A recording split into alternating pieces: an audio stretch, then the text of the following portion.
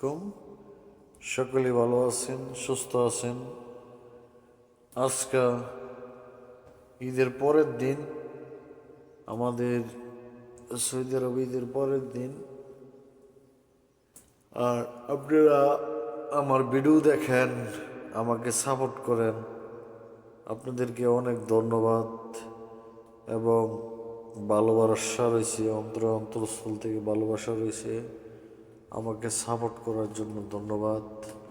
আমি অনেক ভিডিও দিই।